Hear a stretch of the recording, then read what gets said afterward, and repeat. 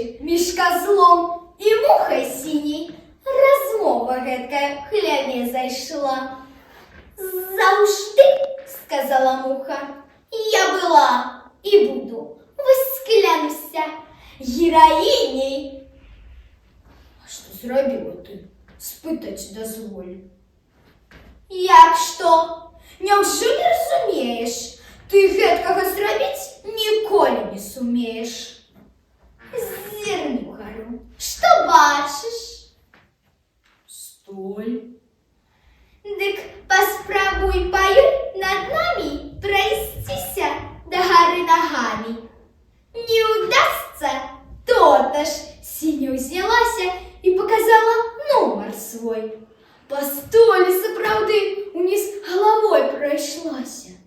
Козёл аж напрысеў, мякеча. Вось яна, а я ў геройстве ейным сумняваўся. Такая ж спрытная яна.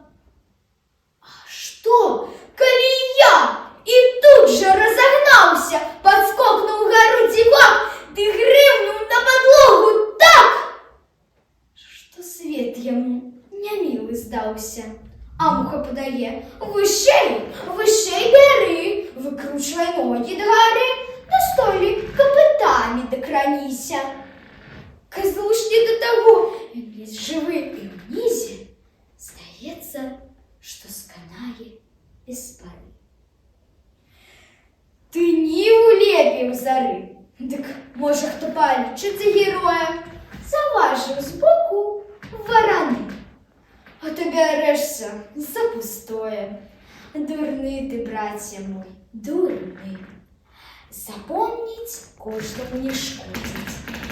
Герой не той, хто до гори ногами ходить.